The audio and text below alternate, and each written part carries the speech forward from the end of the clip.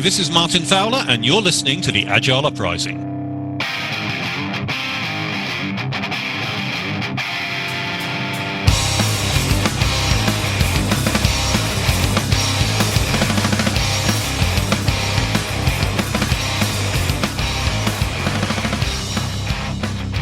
Hey everyone, welcome to another episode of the Agile Uprising podcast. I'm Andrew Leff. I am your host for this evening, and today I'm joined by my co-host Chris Murman and Troy Lightfoot. And we are very pleased today to have Dean Leffingwell from Scaled Agile joining us to talk about all things Scaled Agile 5.0, whatever flavor we want to add to it. Very excited to talk to Dean again with the group. We had a great conversation when Safe 4.5 came out, and I'm looking forward to talking about 5.0 as well as the current environment of all of our remote work. So welcome, Dean. Thank you. Thanks for having me, guys. Yeah, this is a really weird time. How's everything at Scaled Agile during the remote days? I know you all have had to crank out a lot of content and updates, and probably been some hectic days, huh? I suspect you saw that, being our partner, and how quickly we had to do a pivot. Now, interestingly enough, we'd had pressure for some time, I mean, at least a couple of years, for large enterprises saying, we can't get people together face-to-face, even for safer teams, it doesn't work that way, develop remote training. And we've resisted that because there is simply no replacement for the osmosis and the team-building activity of face-to-face. So we're huge believers in face-to-face. At the same time, we had this challenge of scale, which is enterprises, and you've noted some of them. The preview of this podcast is that sometimes it's 5,000-10,000 people, and they want to go hard and fast. Well, imagining face-to-face safer teams for 10,000 people, that doesn't really scale either. So for us, it was an accelerator. So it was less a diversion than it was going back to core. And core for us is developing great courseware that supports the framework. As you know, we don't monetize the framework. It's free. There's no paywall. There's no ads. There's no click here and get your favorite partner. So we depend on courseware for a living. And when face-to-face went away, well, a lot of our revenue went away. So we had to pivot and help our partners, folks like you, and we've got a lot of folks like you, A, enable you contractually, and B, give you the tools. And by the way, that's still a work in process. So we did what I would call phase one. We've got phase two in progress for this PI. We just finished our first totally virtual PI planning to further enable those courses. And phase three really is what we're kind of calling the digital classroom. How will this look down the road when 3,000 people need to learn safe together? So we've been in a scramble that happened to us mid-PI. We actually did not stop and replan. We maybe could have. We did essentially the same thing by working through our portfolio management function.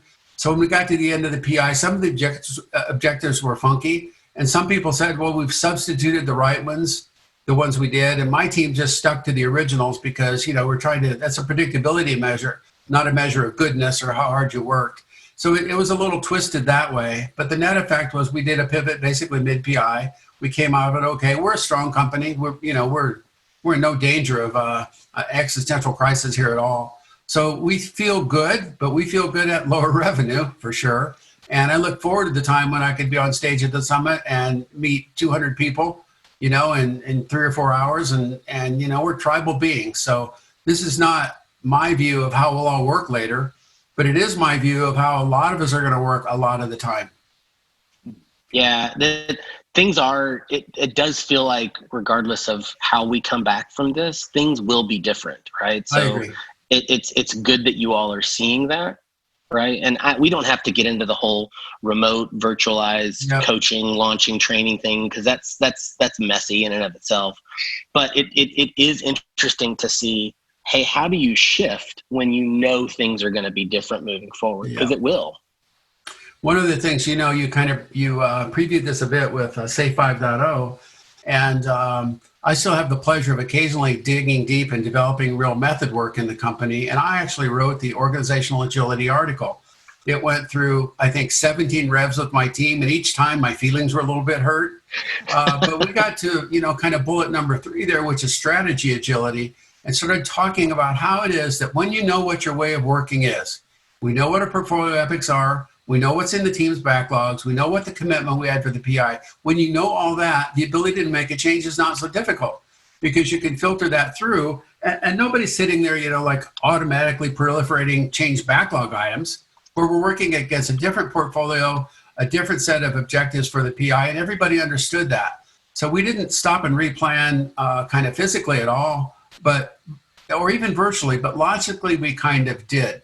So the ability to have strategy agility, to know that you have a plan, it's relatively short term, to know that your work is connected. You know how work flows, you know how you determine how the work happens. You know what a thing is?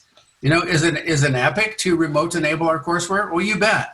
That means, gosh, that requires portfolio involvement. It makes sure we need to understand the financial impact. What's the licensing model going to look like? So I was really pleased that strategy agility, which is third dimension of OA, we use that. And we use it kind of effectively to go, well, this is different. Chris gave a talk at all hands kind of in the middle of, there was a time at which some people weren't meeting and then all of a sudden everybody went home. Well, right in that cusp, we had a meeting, and we were still largely face to face at that time. And he pointed, we have the luck of a big physical portfolio and program board, and he pointed at it and said, "We know how to do work. We just need to change the work we need to do." And he said, "In my earlier careers, it wasn't always obvious exactly how work flowed or how you would change the work you were doing. You communicate, but you couldn't see it." So our work is visualized. We know what the work is. We know what an epic is. We know what a feature is. We know what is acceptance criteria for having a court remotely enabled. So there's so much more we know now in Agile about the work physics that it's just a lot easier to change. Yeah, no, it's an interesting conversation you're bringing up, Dean, and it's something that I know that I've struggled with, and I could probably, my colleagues will probably be empathetic as well, in the sense of it's that planning, that cadence, that refinement activity of truly talking about the work before just executing, right? Like getting enough information and feeling it's just good enough, not perfect, but good enough. And that leads me into a question around, when you talk about business value and when we are talking about and defining business value, I would love to hear how you bottom line business value. It's one of the abstract points that I find difficult to explain to a company that doesn't value business the way what they value today isn't where we'd like them to be. So getting them there, right, that edge that we have to cross, has been a challenge to define it in a way that is meeting the client where they are. And a little bit of history will probably inform that. So much of what we've done isn't obvious except via our history. So, a decade or so ago, maybe a little more, I was doing this work with a few other folks and oftentimes by myself at big companies. And we would do, face-to-face planning, because that's what we do. I mean, there's a simple rule in SAFe that says the people that do the work plan the work. And by the way, that can be virtual, remote, it can be 5 locations and 2 locations, but the people that do the work plan the work. So we were evolving to that point, and I would leave an enterprise after a PI, and I'd come back at the end of the PI and say, how did we do? Oh, really great. We got more done than before, and it seems like we had higher percentage of story completion. And it left me wondering, did we do what we needed to do, or did we do what we planned? So with Agile, you move away from, long-range planning, but holy Toledo, as professionals, I'm sure you coach all the companies all the time that say, look, for the next 60 days, can we have a solid idea what we're going to deliver? So I invented that on the fly because I needed a simple metric that didn't require any tooling, because my company's tooled differently, that was lightweight and easy to assess was meaningful. So I just started having the business owners have a conversation with the teams during planning and saying, if you had to rate these, which is more important from a business perspective? And we got into discussions about enablers versus features, and how you might have 5 business owners saying, well, I don't know why I want to move to 64-bit back office servers. And one architect is saying, because if you don't, we're not going to be able to trade a single security, until hell freezes over. And so I just invented that off the cuff to say, just tell us on a relative scale what's more or less important, and we'll come back together and we'll establish how we did against that. And the reason is that stuff happens, as you know, when you get into a PI. And as stuff happens, you need to know what's most important next. So there's, I think, a false notion in general about priorities, because this is priority number one. Well, what if I'm blocked? Why do I just get a pick? No, pick priority two. So that simple 1 to 10 was just literally off the cuff. We wrote it down on a couple teams. We came back and said, how did we do? And we said, we did really well. Now, somebody could jump on that and say, well, what is that? Just a weird number that gets set by business owners. There's no quantification of that, really. There's no physics behind it. And I asked the question, if you had to choose today between higher productivity and higher reliability, which would you pick? And they said, we can't improve productivity without reliability. So I said, this is simply a predictive measure about how good we are at determining what we're going to do in the next 60 or 90 days. And that demystified it. Everybody said, well, that kind of makes sense. And then the value, of course, is less in the number than the discussion. We went through our setting business value just, 2 or 3 days ago.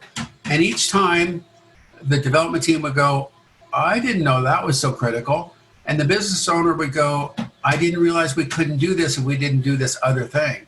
So we're communicating about abstractions that get converted into lines of code that get compiled into a set of bits and get executed faithfully and reliably. So you have to have a lot of communication through that thread. And what's most important to the business is one of those communications. I mean, it's, in a way, it's kind of business agility before we called it that. Yeah. Do your stakeholders agree that you're working on the right stuff? And when all else fails, what are you going to pivot to? You know, it's funny, like I've had so many people ask me, well, we're prioritizing our features. Why do I need to, why are we doing a second prioritization? And I've always explained the business value number as we want teams to, be connected to value at their level, the same way that you all at the program level or the portfolio level, like whatever level you're at. And what you said is so powerful, Dean, about the conversation, because if you force them to have that conversation, who cares what the number is? Exactly. But if they have that conversation, you see value connected all the way from the top, all the way down to the bottom. And I'll tell you a secret in our internal world. We start off really easy. We ask the teams, what are their commits? Right? We're going to have the EMEA, the European trade show. It's going to be virtual, and it's going to happen first week in June. That's a commit. What's the priority? It's a 10. Then we look through and say, what are the rest of the commits? Because we're people of our words. And then we say, okay, what would you pick as the next most important one? And they'll go, we really think we need to do this. That's probably a 9. Except for, kind of the uncommitted set. I don't think we ever get below 7 or 8. So the reality is it's a 4-point scale on a 10-point range, because nobody can ever say something's only a 2, because that means you're not going to do it. So it's really, 6, 7, 8, or 9, or 10, and the 10s are commits, and then you work down from there. So once you get the hang of it, it's pretty fast, and the conversation is everything. And we'll be sitting there going, 7 or 6, I'll go 6. And they say, why do you pick 6? Because that'll end the conversation. Okay. I mean, it's interesting you started to reveal about business agility. So has that been a driving force in the changes to 5.0 as far as leaning into the business agility desire? What was the driving force was our SPCT and SBC community. So a year and a half ago, when we were incorporating, we were design thinking people, and we were incorporating that into SAFe. And as we were doing that and started writing those articles, now this is a year and a half now, I forget exactly. As we got familiar with design thinking, we started going back to kind of first principles. So we were going to our SPCT meeting in front of the Global Summit. It's a full day workshop. And we had on our whiteboard in our workroom our top 10 epics. And we looked at it and said, let's forget that for a second. And let's go in and run a workshop, and let's have the SPCTs and Luke Holman, who is master facilitator there, define, using the epic value proposition, epic value statement, their view of our priorities. And we didn't even set them up to say, you work in this area, you work in this area. We set up 10 or so groups, and they all came back with their list. Then we compiled those lists and we merged them. We found 2 things that weren't really on our radar. They were coupled and they rose to the top. One was, in many of these enterprises, we've gone as far as we can with tech, and we have barriers with legal, We have business owners who are not in the Agile world that still want the commitment. We've got a CFO who rightfully demands ROI. We've got a group maybe operating with our portfolio management tool that's saying, great, we love agility. Please fill in the task for the rest of the year to justify your people that are working on, to justify you have all the people. So we ended up with all those, weird kind of constraints on the system. And what we were told by our SBCTs is we need to address that with business agility. Now, they didn't call it exactly that. I think they called it safer business. So I was honestly a little bit reluctant because, we're engineers here. We're computer science people. And for me to think about, I have a lot of experience with business, I'm going to opine, on how you might think about running marketing was a big stretch. But the demand was clear. The second part of the demand was that as we work in these larger enterprises, they need to measure how we're doing. I've always been nervous about measuring Agile and measuring teams and measuring people because it's a double-edged sword every time. It cuts both ways. And they said, but we don't have any choice. We're making these investments. We're going to train 1,000 people, and we have to tell really, how we're doing on our journey.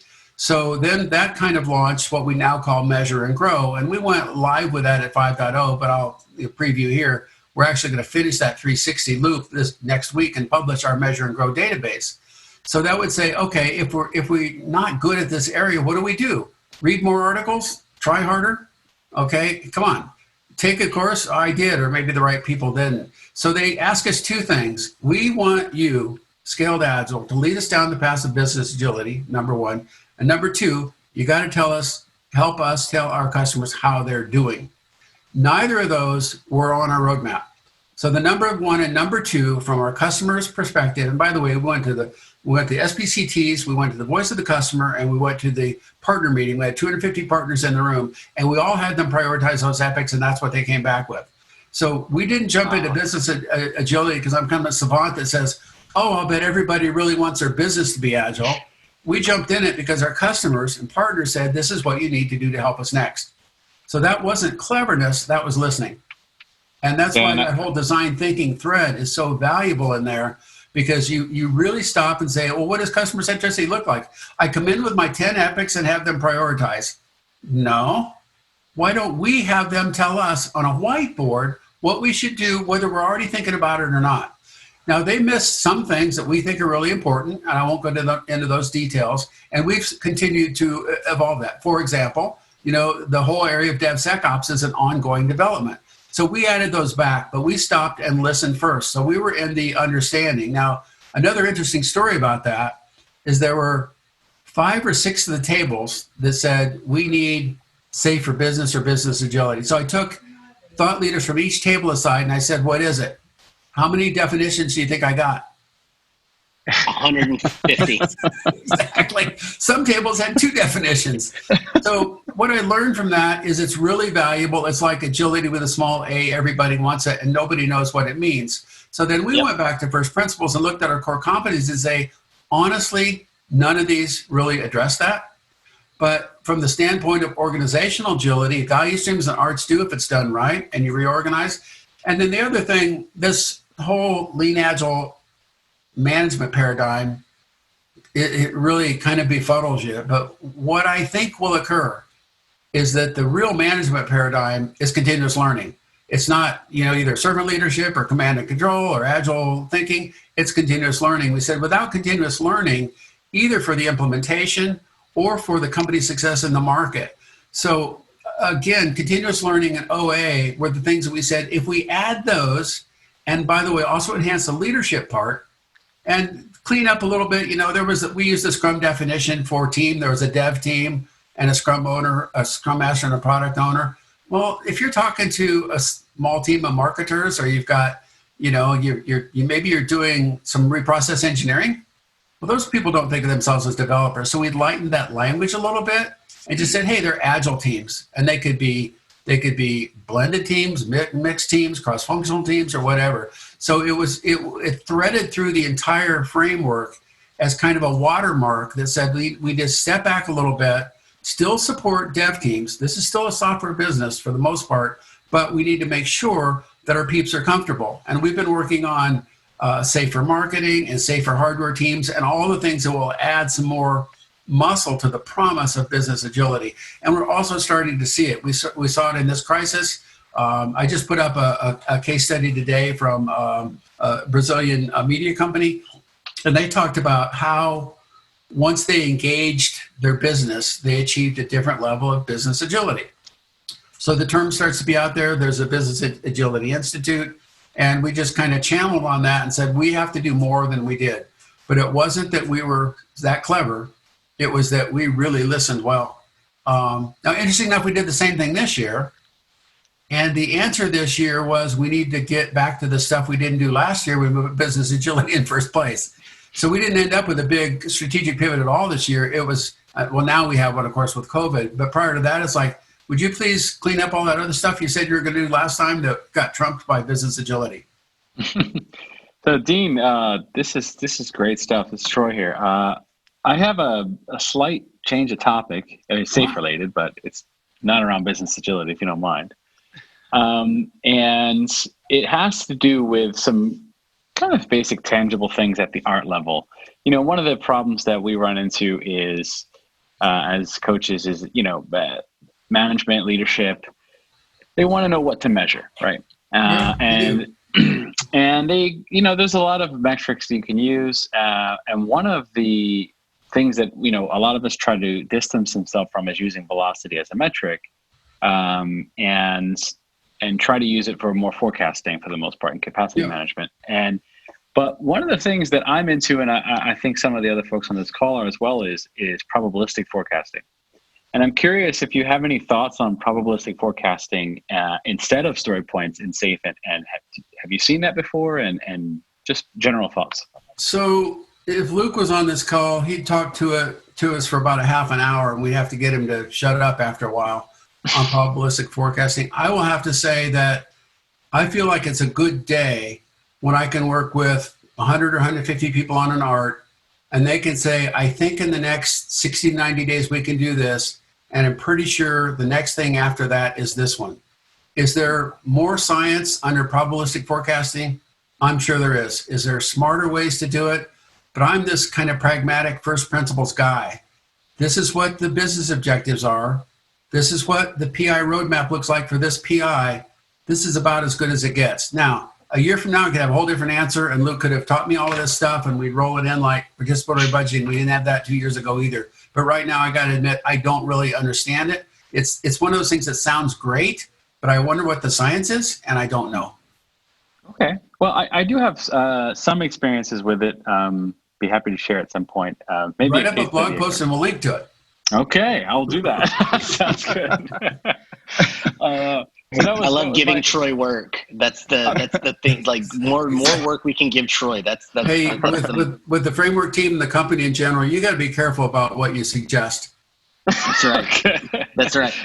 Troy has a million ideas, so he'll volunteer for it all.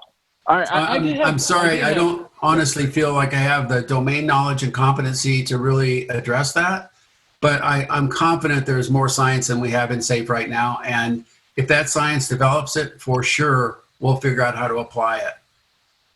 I actually have one. This made me think of another question for you, Dean, real quick. And so I apologize for just kind of interjecting with it. But the idea of software development in SAFE, what I actually love about SAFE is that on the picture, it has Scrum and XP together, right? Yep. And often when we walk into clients, that XP is always like completely left out, Yep. And so I'm just curious as to your thoughts, whoever's listening to this, if they're at working for a large enterprise, what is the criticality of not only doing Scrum, but combining Scrum and XP in your opinion? Okay, so again, history. I learned XP first. And at the time, I'd come from various environments where we were building, provably safe systems. They called them, man-rated systems at the time, things that go bump in the night, anything from systems for warfighters to infusion pumps. So I was really, my entire career has been, well, most of it has just been focused on making software that actually works. My first 20 years was mostly medical equipment. So I learned XP first, and initially, because I was a high assurance guy, I watched Agile and saw the words about just work on the next most important thing. We don't need no stinking requirements. And I was able to just completely blow it off. And then I learned extreme programming. And I was sitting down with a developer programming, and we were pretending to pair programming, which meant that he was writing the code, and every 10 minutes he'd let me write a comment. Okay. And he wrote some code, and then he stopped and he wrote a bunch of other code. And I was just knowledgeable enough at the time to say, what's that? And he said, well, that's the test for the code. I said, well, don't you think your code will work? He said, no, I know it won't work, but it's my responsibility. I actually talked about this story. This story is my responsibility, and I'll be danged if I'm going to put this in the baseline when I don't know it works. That, for me, that was like huge. Holy cow. He personally took the responsibilities for saying that story was tested. Now, if you go back, 15 years or so, there was actually, kind of XP Scrum Wars. Mm-hmm. And you saw people like Ron Jeffries, big XP fans join the Scrum community. Well, Scrum won because Scrum is easy to do in a lifetime to master, and it's just easier than writing unit tests and automating them. Well, as I was doing the transformations with Scaled Agile, I would do Scrum, some Scaled Agile, and then I would find consultants in the community that were XP experts and companies like, I don't remember the names of them now, but there was one in Michigan that was really good at it. And I would hire those people to come in to instill the basic Agile technical practices, which in my view is where Agile started. And then together we had it. Now, one of the least popular ideas I had is that I don't actually see it, Scrum and XP and Kanban. My team does all of those things. We have peer review and standards and definitions of done that are very XP-like. We have Kanban for flow. We always know where our work is. We recognize excess WIP. We run iterations. We run short ones. The team runs 2 weeks. My team runs 1 week because 2 weeks is just too long. Also, I can never remember which week it is. Week 1 or week 2. So I've always seen this blend of saying, time and half, you get to use Scrum because I'm a Scrum guy. Well, you should use XP because I'm an XP guy. Well, don't you understand Kanban, you idiot? And I'm going, you got to do all of that. Give me one Agile team in the year 2020 that doesn't have to understand their flow, have good, solid software engineering practices. And by the way, DevOps is a big part of that. I mean, I think XP started the DevOps movement. Continuous integration was belabored to death in XP before DevOps talked much about it. You got to do all of those things. And people look at that and they go, well, you blended a bunch of weird stuff and blah, blah, blah, and you stole all these ideas. I don't care. I'm coaching teams to deliver the world's most important systems, and I'll be danged if we're not going to take every single tool, whether, I don't care if it's story mapping or empathy maps or extreme programming or unit testing or DevOps. I don't give a hoot. This is what it takes to build systems of complexity in the year 2020, and we're going to provide everything we can. And the only limitation to that is there's only one 8.5 by 11 big picture. You know what really emerges for me as you just walked us through that, Dean, is the word discipline, right? You have to be disciplined in your practice as an organization to even understand, to keep momentum moving. So I love that story in the sense of the discipline of not just being held back by a framework or being dogmatic about it. It's really understanding the voice of the system and what that is trying to emerge and tell you back, and really creating the discipline to build the muscle. So thank you for sharing that. I called that about 3 or 4 revs ago, Scrum XP bond, but my team laughed me out of the room. So but that's why you're in charge, Dean, because you just say, no, this is happening. Yeah. Okay. Well, it's these methodologies. You gotta be careful, Authority is a powerful drug, and you only want to use it when you need it. And if you use it more than is absolutely necessary, you're not doing your job. And if you think that because teams are empowered, that leaders don't have some management authority, both are, you're wrong. You have to have both. So yeah. I can remember maybe once or twice in 5 years that I told my team, I'm doing this because I think it's right. But I don't often have the courage, and I have such respect for my team that if they said, Scrum XP bond is stupid, I'm going to listen to that. I'm going to back off. Sutherland said years ago, probably around the same time that you started championing it, Sutherland has said that Scrum without XP is, just process, right? It is. Process is not what delivers great software or great solutions, right? Business, great process plus great technical practices. Yep. That's where it comes from. We were, for example, we're working right now with the marketing teams because Melissa is real keen on providing some help because she joined our company and she learned Agile and she's our VP of marketing. And we looked at that. We started looking at quality practices. We looked at peer review. Okay, so marketing should put out a press release. Hasn't been peer reviewed? No. We looked at definitions of done. If you do a campaign, do you get feedback from that? We looked at standards. What are the standards for a piece of work? And I forget the others. And we harvested 5 or 6 of those, and we said, that's what quality looks like for an Agile team. Now, are they doing TDD? No. Are they doing test automation? No. Are they integrating their DevOps pipeline? Actually, in some cases they are. But those basic practices are really, as Demi said, those are universal. So we have to make sure that everybody understands you have to do them. And of course, that's a hit on safe. You have to do all this stuff. Well, guys, as I think you know, what do you think? You do. All together, right? Yes. Yeah, absolutely. So we can either pretend there's an easier way or just say, you know what? Building that satellite, that's going to be really tricky. That next infusion bump, that next MRI system, that one of the companies we work with was doing a banking system that they were going to deploy basically the general case in 31 countries and then specialize it and then hope to wrap the specializations that evolved back into the general case over time with a couple thousand people. Well, you got to have some muscle for that, and you got to have a framework that scales to that purpose. Yeah. Absolutely. Okay, so I'm switching from the bottom of the big picture close to near the top.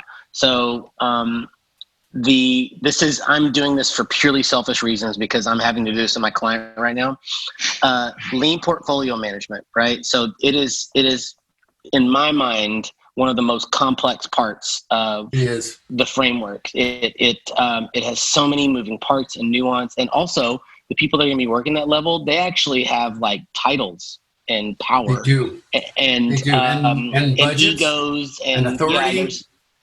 There's and they're way higher than me, and I'm just the consultant, right? That they hired to fix their teams, kind of a thing, right? So for those that are reaching that kind of tipping point, what do you feel like I need to know going into this, like to be either worried about or wary of, or just really be focused on first when I'm trying to launch a portfolio management effort?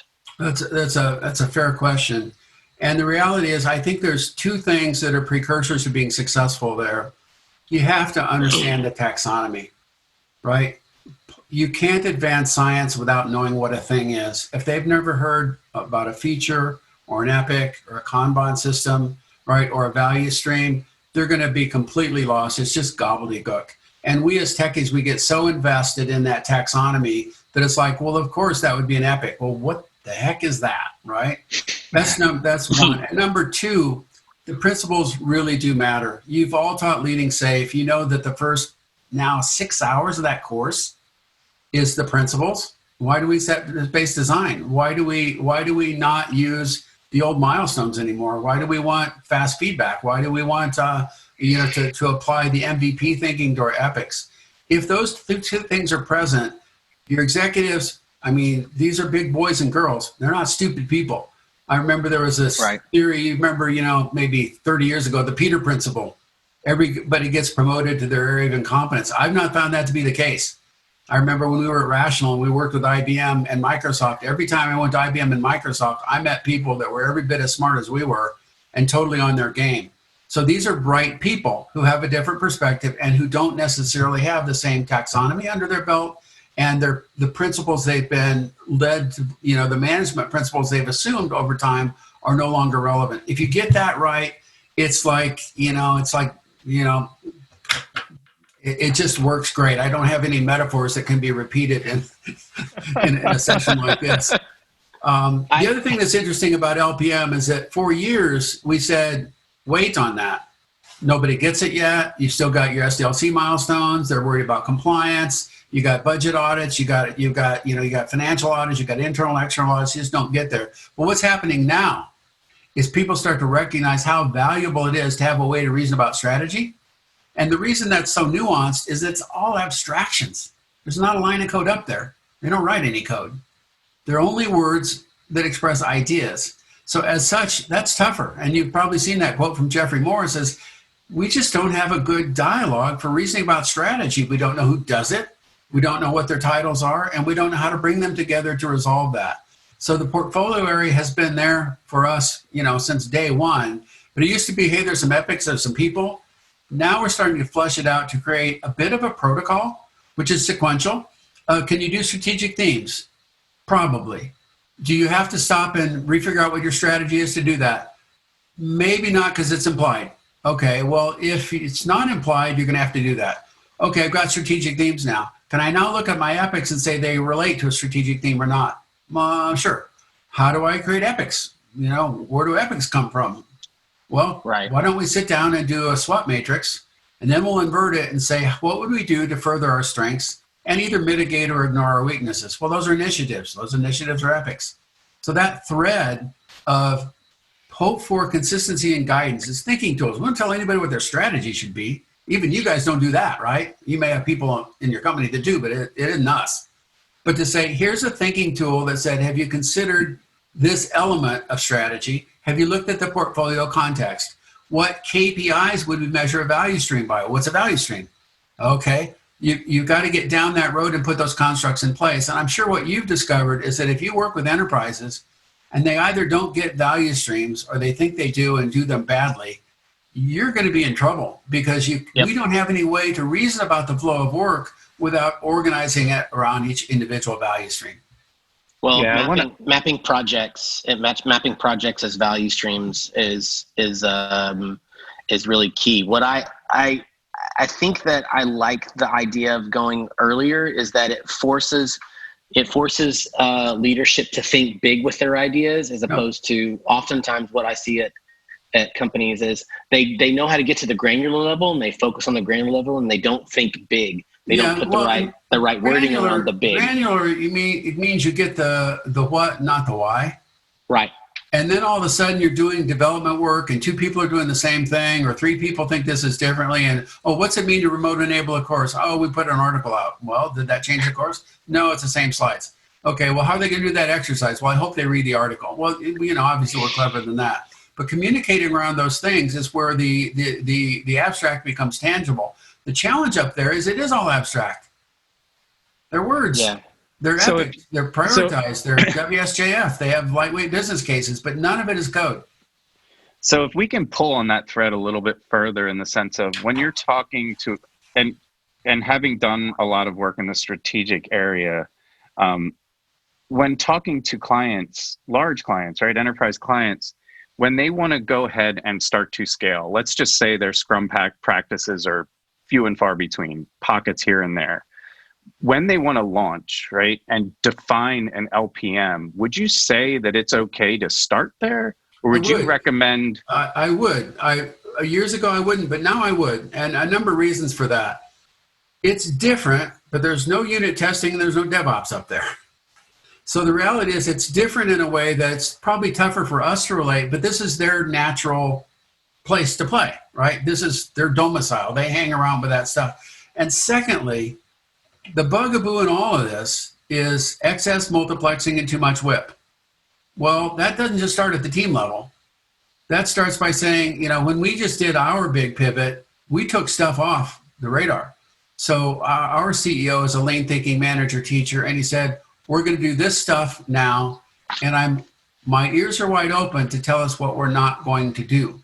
Well, that's what you have to do as a lean thinking manager teacher. Not you're going to do it all anyway because you have to.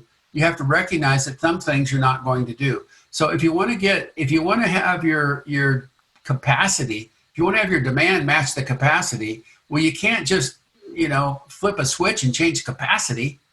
The only thing you can do is limit demand.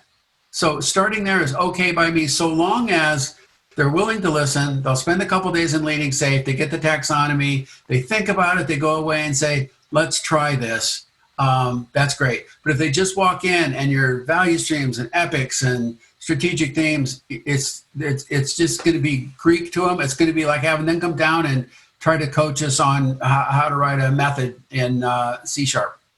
Yeah, and what presents to me as you're walking us through that, which I love, by the way, I'm a firm believer in starting at that level, even before, all through the iterations of SAFE we've implemented, but in the sense of you can use disruption as an ally in the leadership space. So getting the leadership engaged and eating their own dog food and not just, command and control, I'm telling you to go change, it makes them empathetic to the organization of what they're asking their company to do. So I greatly appreciate that insight. I think we're coming up towards the end of our time. I know Troy had one more question that he wanted to put out there. There's no 3-hour podcast, thankfully. I know, and believe me, I would love to pick your brain for a long time, Dean, and I hope we can continue the conversation. But I do want to get a few more like 1 or 2 more questions from the group, and then we'll go ahead and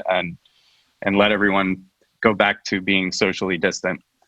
So Dean, we did a podcast last year based on a Forbes article that was, I don't remember the gentleman who wrote the article, but if you remember.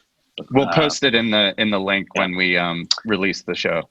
And it was a nice debate on the podcast, but I was basically making the argument that Forbes article, which was about how there was no customer centricity in SAFE, that was the general.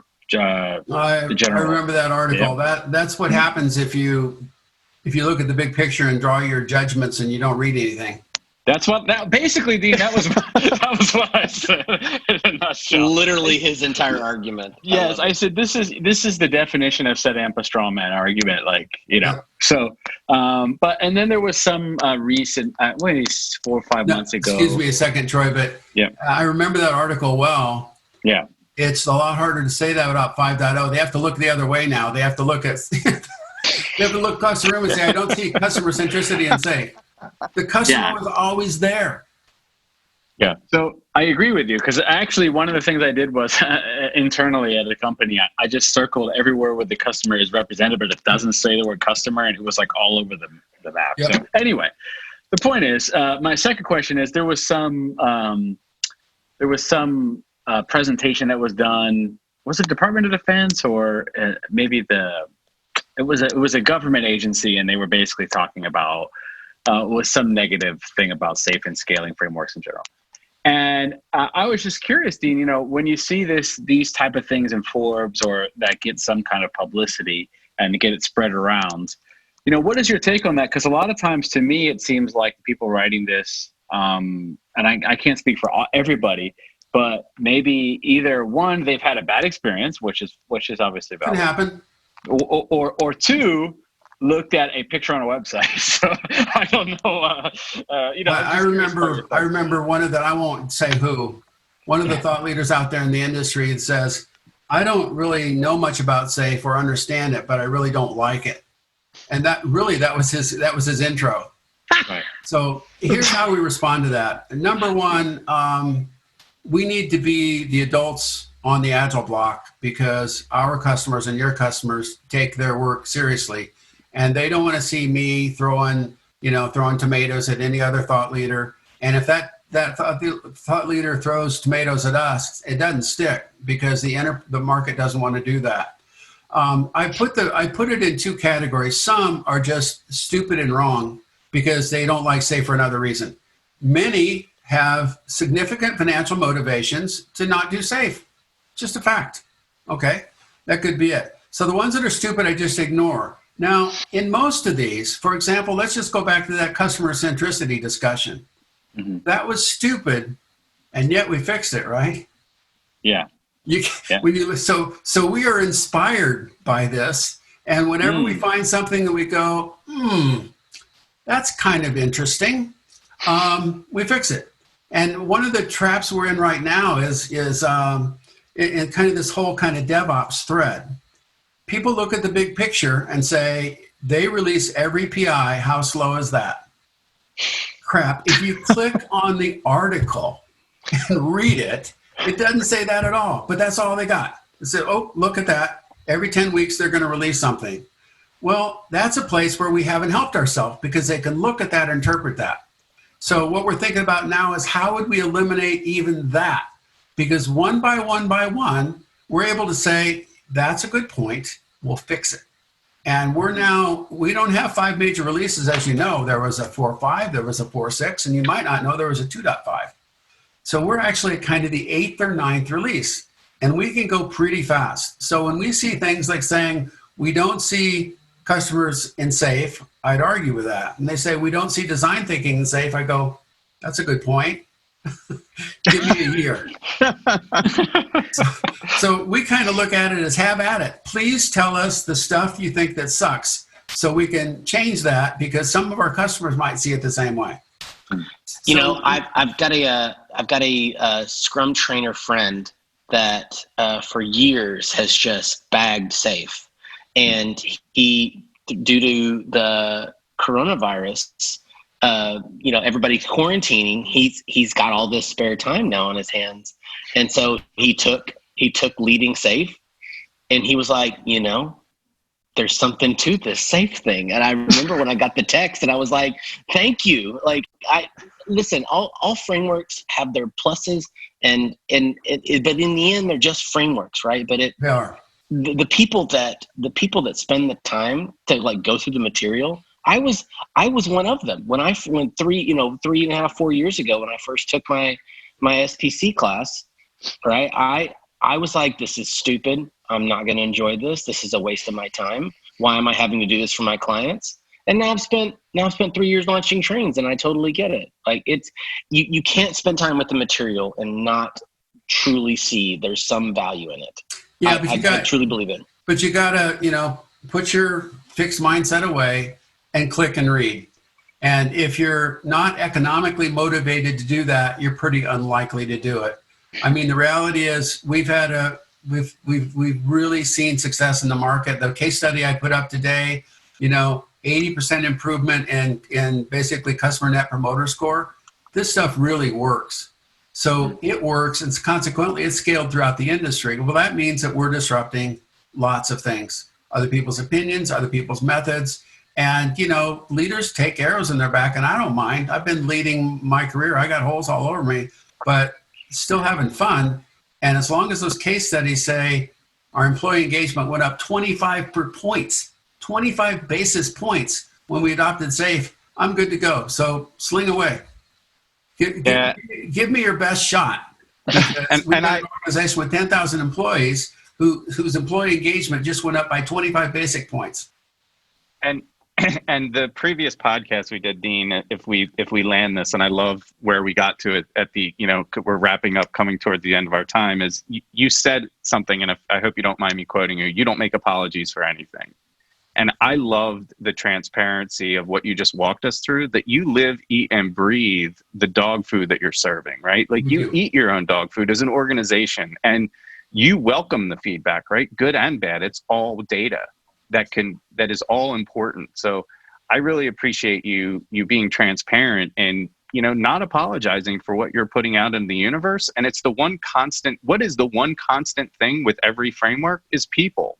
The frameworks don't fail, right? So it's double clicking, getting more curious, getting more knowledge, and practicing. If you can't practice this stuff, you can't just read about it you have to be able to practice it and put it into practice. So I want to thank everyone for their time, especially Dean for literally, we have hours we could banter on and on and on. You have 4 very enthusiastic people about not only Agile, but working within the Scaled Agile framework. So thank you, Dean. I want to give you an opportunity. Thanks to you guys. I appreciate not just the podcast, but you realize that you're the people that do the heavy lifting in the industry. We don't transform enterprises. We create a framework and courseware that allows you to. So as far as I'm concerned, you are the pointy end of the stick. I started this because I like being on an Agile team better than not being on one. That's 20 years later, still true. Good point. Absolutely. Thank you, Dean. Absolutely. I really appreciate it. So, Dean, I wanted to give you an opportunity if you had anything you wanted to plug or put out into the ether. We have quite a few listeners that always appreciate anything that our thought leaders are doing. Yeah, so the European Summit is going virtual. Well, guess what? That opens up 3 days of content to everyone, not just the folks in Europe. So go to the website, log in there. It's certainly, I think, priced reasonably, and we'd really like to get people there. We've got, I think, 40 tech talks. I mean, I'm sure you guys have been to some. This is where our new stuff is always shown. We did have to eliminate the workshops because those were really our R&D, and R&D in front of live ammunition. But get online, join us, spend part of a day, for 2 days or so, and see the latest stuff that we've got to offer, because we're always evolving safe, and we've got probably 35 people smarter than me all talking about their experiences and some ideas that they would like to help the community move forward with. Awesome. So my only ad, the safe is free, so I can't do that. Attend the summit. We'll make a few bucks on that. Perfect. Thank you, Dean. Okay. Yeah. So Thank you. yeah, thanks, Dean. I just want to, give a shout out to Dean again, as well as I want to thank Chris and Troy for being my co-hosts this evening. If you enjoyed this episode, please give us a review or rating, comments on iTunes, Spotify, whatever platform you're using. We're probably there. You can also join us on the Coalition and our Discord site at agileuprising.com. And until next time. So again, Dean, thanks, Chris, and thanks, Troy. Everyone stay safe and wash your hands. Thank you. And let me know when you're live. I'll blog it. Will do. All right. Thank you. Okay. Thanks, guys. See you. Thanks, Dean. Bye. Take care. Bye.